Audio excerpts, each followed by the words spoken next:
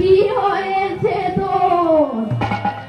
তুই এমন করে মুখ গুমড়ো করে বসে আছিস কেন? কেন বসে আছি জানো? আমার প্রাণ বন্ধু আমাকে বংশীতে ধনী করে রেখেছে, কিন্তু তুমি তো জানো আমার ঘরে শাশুড়ি ননদিনী যে আছে, ওরা কি আমার প্রাণ বন্ধুর সাথে দেখা করতে দেবে?